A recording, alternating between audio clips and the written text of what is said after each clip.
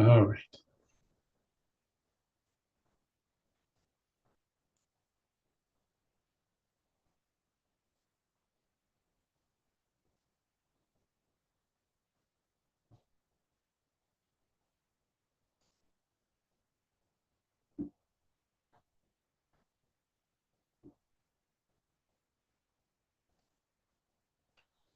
Okay, so as I was mentioning earlier, what our kind of job for tonight is to understand the role of trauma when it deals with our physical and mental health and can evolve then it puts it at even higher risk for mental illnesses. Okay, so to start with, I want to talk about what we mean when we talk about post-traumatic response symptoms.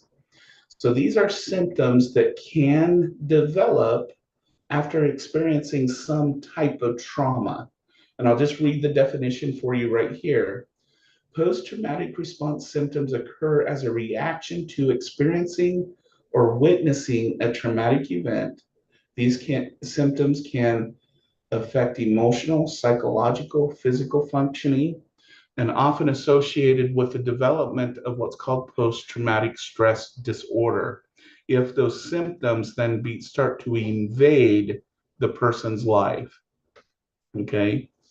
Some causes can include things like triggered events such as accidents, natural disasters, severe abuse. Of course, where we know most about PTSD comes out of combat and military veterans. But we should note that there's a difference in causation because we can have acute trauma and chronic trauma. Okay.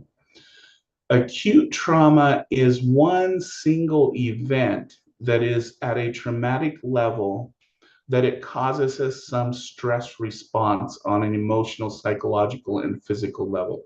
So this can be in my world before I went into academics, this was things like severe sexual rapes and sexual abuse. Those are the people I worked most with when it came to acute issues. It can include, acute can include one combat release into a combat area. Acute can be witnessing some traumatic event, and I'll explain a little bit about that here in a little while about a young lady I worked with who came with a severe stress of driving due to witnessing a traumatic car accident. Chronic trauma, on the other hand, is trauma that is experienced constantly throughout a person's life. So you may have heard, if we went through the developmental sections and you heard the words ACEs, these are things that children go through that are beyond normal stress levels that then impact them as an adult. We can think of individuals who, as children, were chronically abused physically, sexually, or mentally. We can think of a domestic violence survivor who was constantly abused by their abuser. And in some cases, dependent upon the sensitivity of traumatic events, it can be something as simple as chronic trauma coming from um, um, just very basic everyday expectations of life, which I'll get into for a long time. Now, whenever we have a traumatic event, it is normal to experience things like nightmares, terrors, flashbacks. We go through a depressive stage. We go through a survivor stage. We go through all of those. Those are all normal, what we call grief responses. Um, but when we get really concerned is when these traumatic responses start to dictate a person's life and their reaction to their world and their ability to be engaged in their education, their work, and their family. Okay. Because it's normal for us to have those traumatic responses, but for the majority of individuals, it doesn't start to dictate how they're going to react to their world. Okay. So these are some very common post-traumatic response symptoms, and we can put them in three basic categories: emotional, how we feel, how we uh, physically experience a traumatic event; psychological, this is our hypervigilance, this is intrusive thoughts and flashbacks, difficulty concentrating; and behavioral, such as avoidance, irritability, aggression, in a lot of cases, substance abuse issues, and social withdrawal. Okay, so these are some of the common symptoms that we see from post-traumatic response. And as you could probably guess, that chronic kind of ramps these things up and at a genetic level actually prepares the person to stay within each one of these states that then can wear down the body, as we'll see here in a few minutes. Now, I want to talk about historical trauma, and because this is an important topic, especially where we're a tribal college, and it's on the forefront of not only research but also understanding, especially indigenous and native individuals' experience in the world.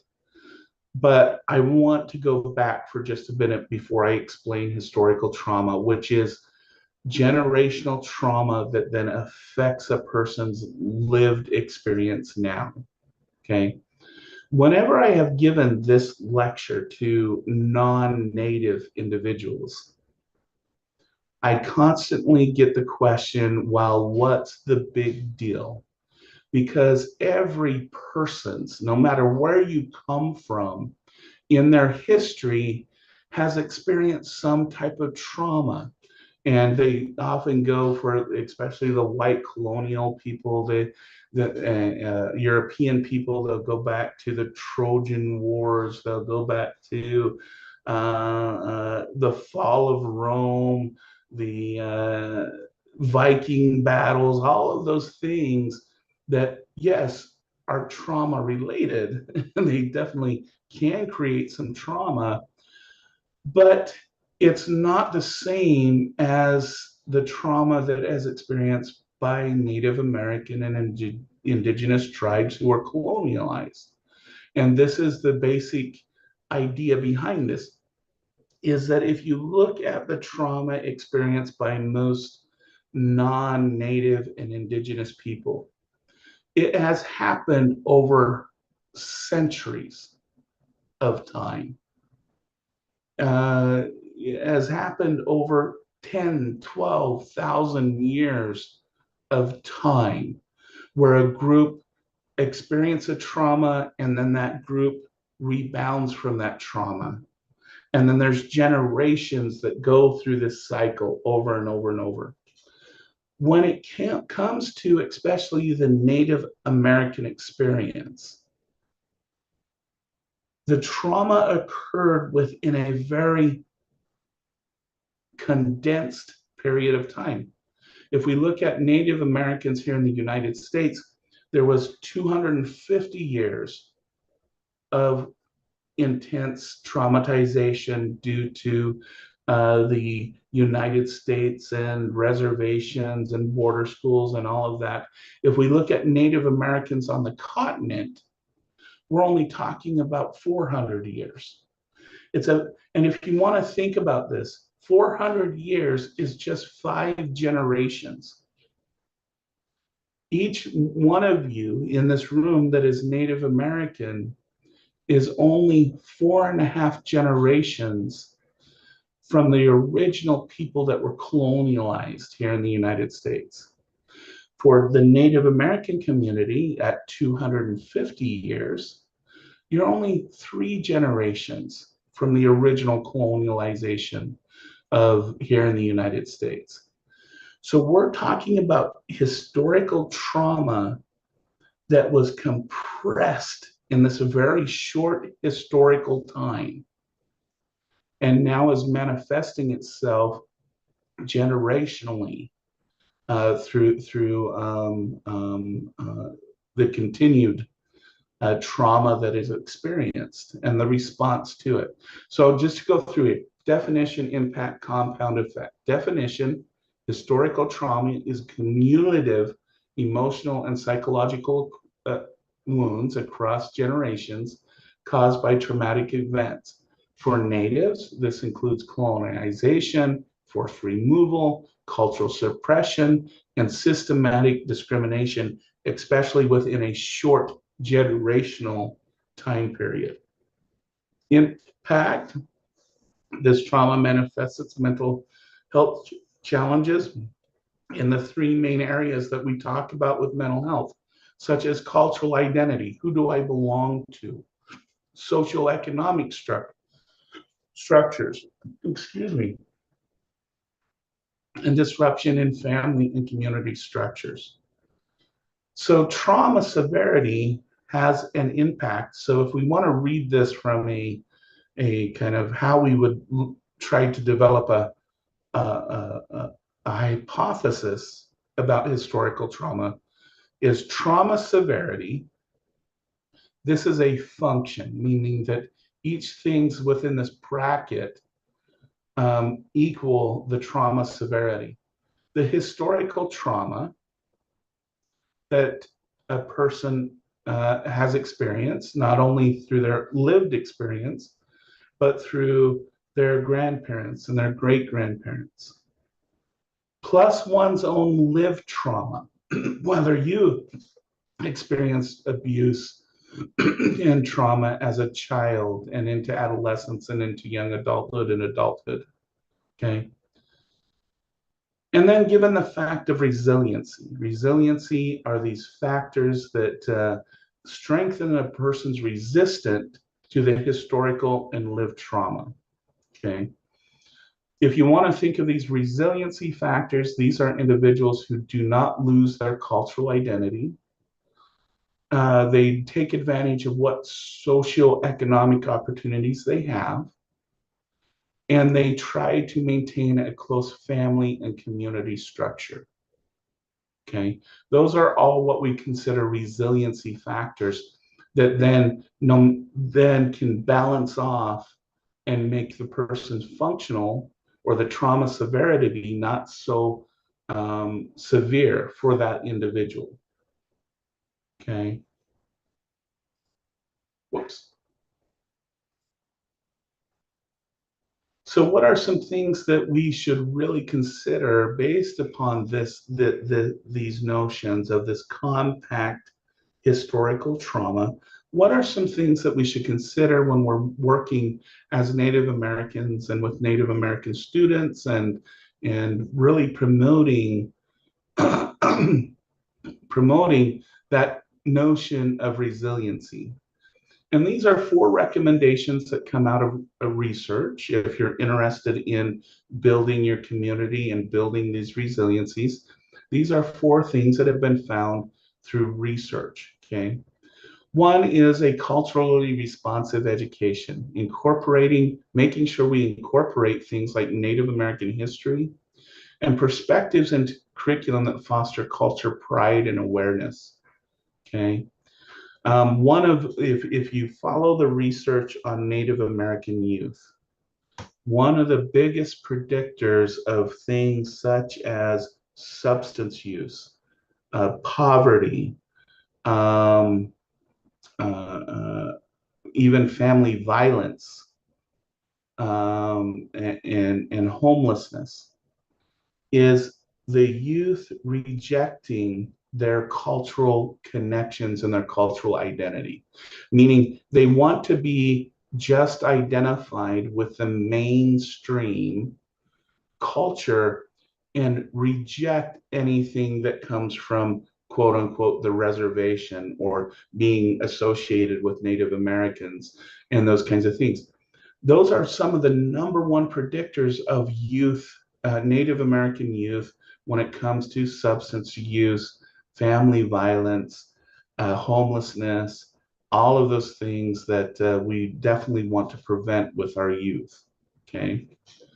The second one is using trauma-informed practices. This is recognizing and responding to the effects of historical trauma by creating what we would consider a supportive um, and safe learning environment. And I hope that all of your TLCC instructors do this, but really this is just about not denying that historical trauma and lived trauma doesn't have an effect on us. And keeping that in mind, that we need to learn about it and we need to recognize it and we need to understand the resiliency that has been developed in Native American communities to combat these effects.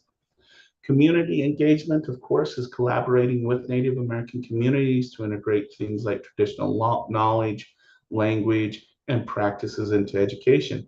I will tell you here at your TOCC tribal college, when when we write curriculum, one of the very unique things about this college is it has to go through what's called the HIMDOG committee, and it has to be approved by the HIMDOG committee because they are looking at it from a cultural perspective and making sure that a given class or a given program is relevant to the Native communities here who engage here at Tonoffin Community College.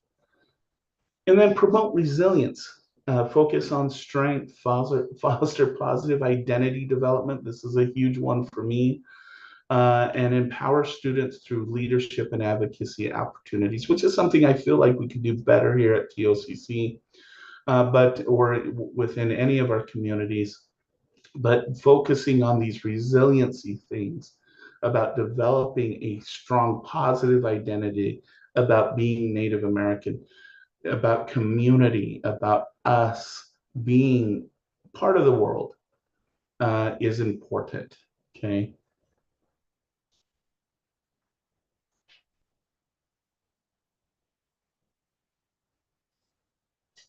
Okay.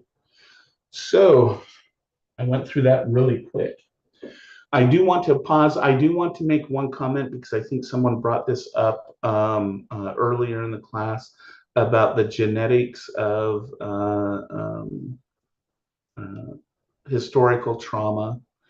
There is a growing literature. I'm still hesitant as a scientist to teach it in its full results yet, because there needs to be some replication. That's what the good sign of science is. You have replications and those kinds of things of these kind of topics. But there is a growing literature since about 2016, 17 that there are genetic markers that do indicate historical trauma on an individual's genetic line. Um, and so there are some biological drivers of historical trauma. And I do want to make that clear. And especially, again, looking at this condensed history of trauma, it's important to be sensitive to that and realize that some decisions that people make who have severe historical trauma may not be due to their lived experience, but may be due to this biological response to it. And it's important to kind of keep those things in mind. And we should be treating this as a public health issue and not some mental illness or mental defect on the part of someone and the like. So I just want you to kind of keep that kind of in mind. We'll see where the genetic stuff goes, and hopefully someday in this class there'll be some slides on it, but I do need to wait for replication. Just wanted to put that out there where the state of the genetics is when it's dealing with this, with historical trauma. All right. So that is the topic I did want to cover tonight. I will give some time for people to ask questions here in just a minute. But just so we're where we're heading in this conversation is we're going to talk about some historical approaches to understanding mental illness. And the first one and the main one, both for Western and even indigenous societies here in America that tend to drive much of historical perceptions of mental illness, is what's called moral corruption theory, which is this idea that a person with mental illness was more susceptible to things like being possessed by evil spirits, as one example, being led away from their natural environment because they didn't have the fortitude to be strong in those areas. And the purpose behind this lecture, which we'll go over on Monday, is to kind of show why people are not comfortable talking about mental illness, why people are ashamed to admit that they have a disorder. There's a lot of things like if we think about the breast cancer awareness runs with the pink shirts and the heart awareness walks, and people wear those shirts with kind of a not a badge of honor, but a recognition. Hey, I did cancer. I did breast cancer. I've done heart disease. I've survived these things, but very rarely, in fact, I still don't know anyone that goes around and wears a shirt that says, I suffer from schizophrenia, or I have attention deficit hyperactivity disorder, or my children have autism. We try to still hide those in the background. And we'll go over the centuries and centuries, both here in the Western Americas and in the European countries and whatnot, to really see where this idea that we should be ashamed of our own emotional and psychological states. And I hope we'll conclude with this idea that we all should become better advocates for mental health and realize that this is not something that is not much different from things like diabetes or heart disease or cancer, that these are things that people experience and need good, strong treatments and availability for. So I will get off my soapbox on that topic, and stop the sharing.